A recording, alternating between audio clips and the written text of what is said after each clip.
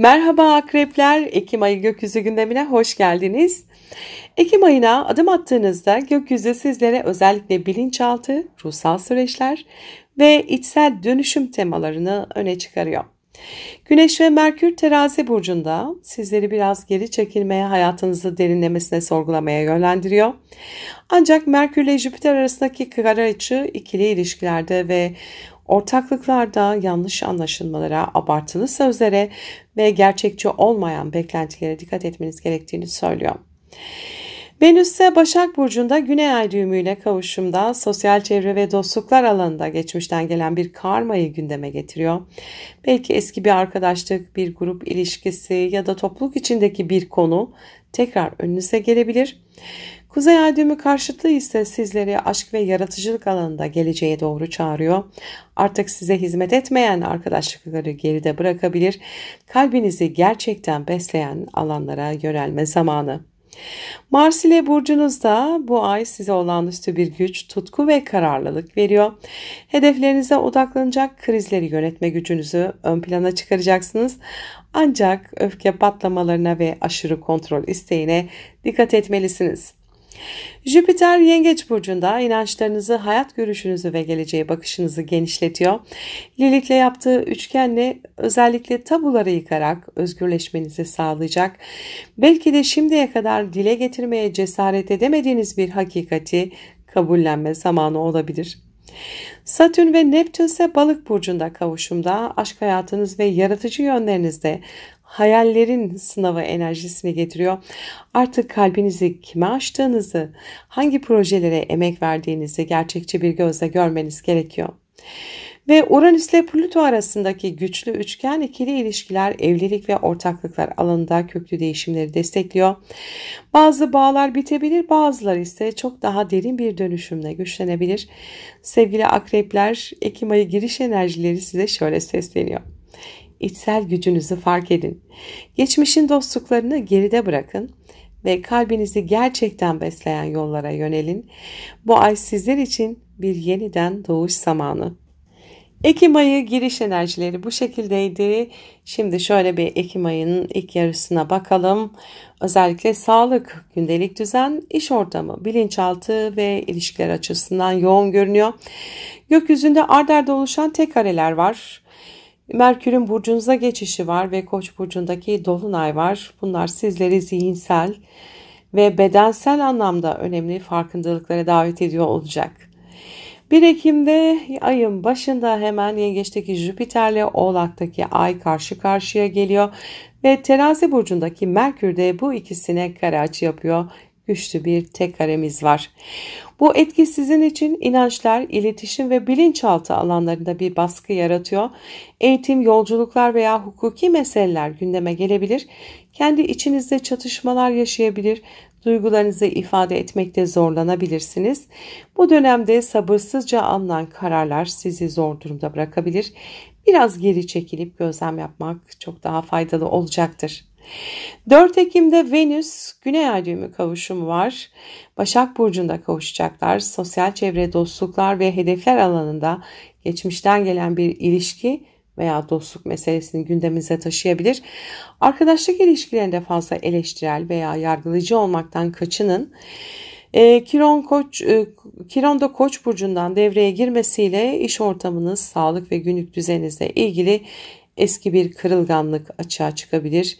Bu süreç size daha sağlıklı bir yaşam biçimi kurmanız gerektiğini hatırlatıyor.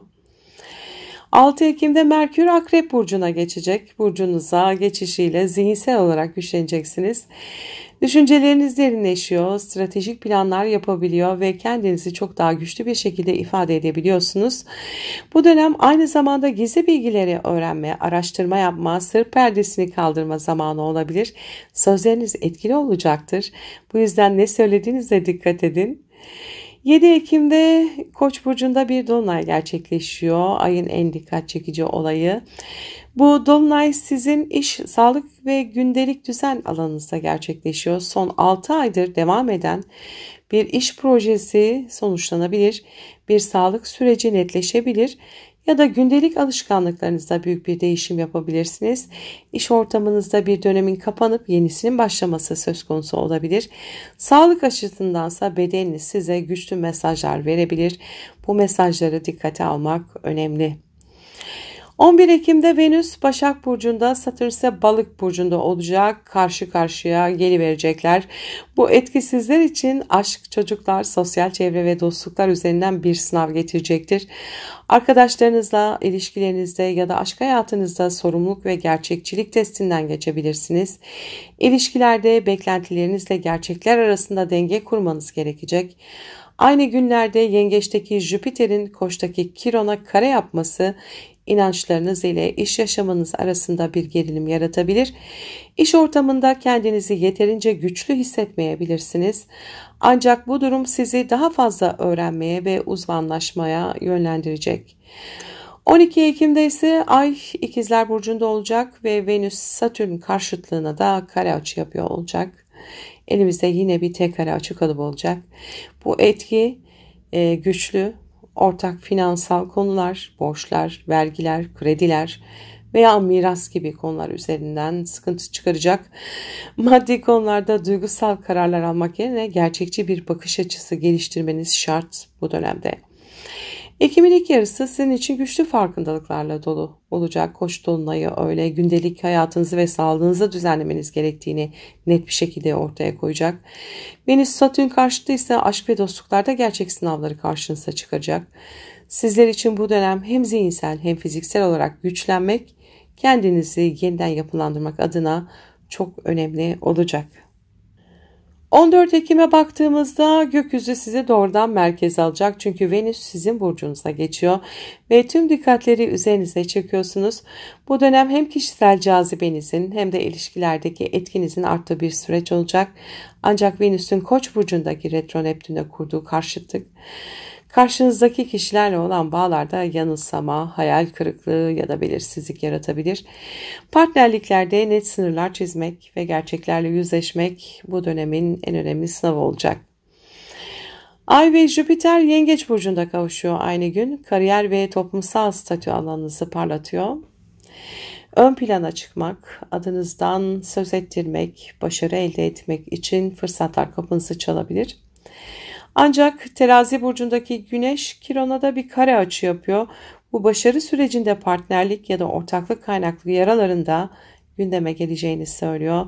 Ben mi biz mi sorusu sizin için çok kritik hale gelebilir. Gökyüzünde Venüs, Uranüs ve Plüton arasında oluşan büyük bir hava üçgeni var. Sizlere büyük bir özgürleşme fırsatı getiriyor.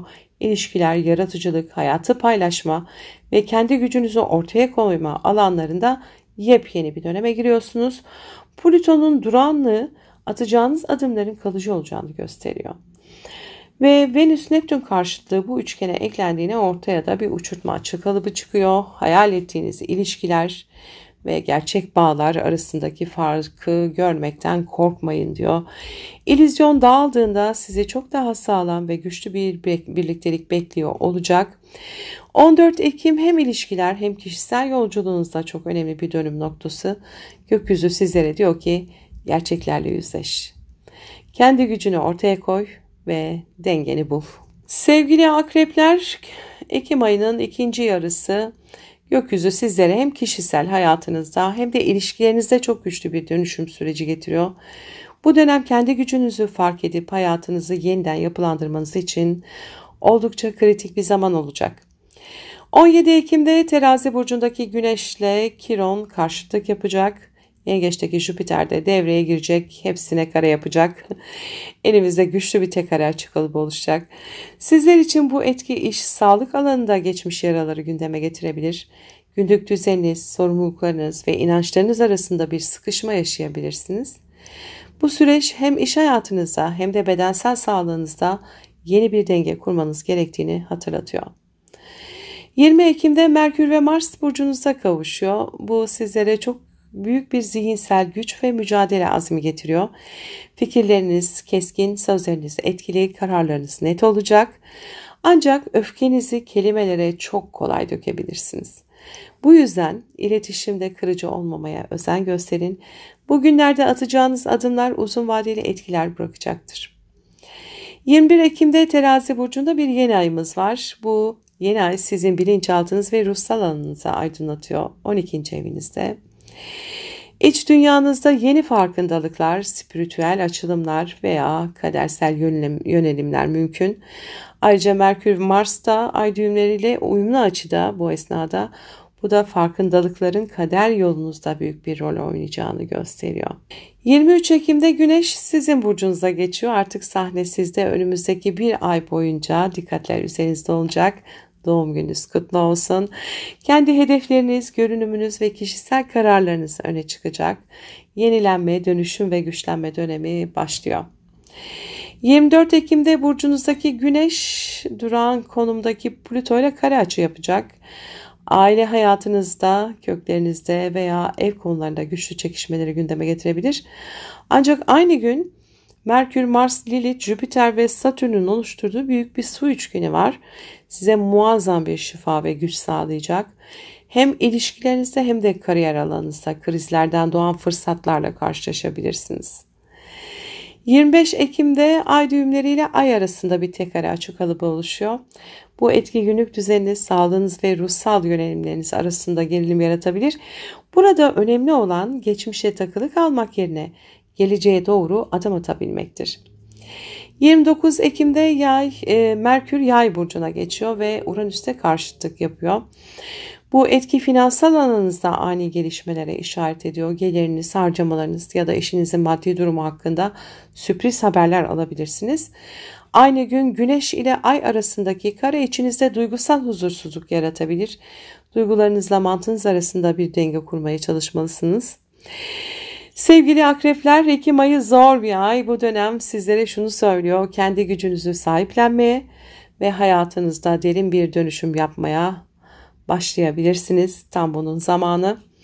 Sözleriniz, kararlarınız ve duruşunuz hem sizi hem de çevrenizdekileri derinden etkileyecek.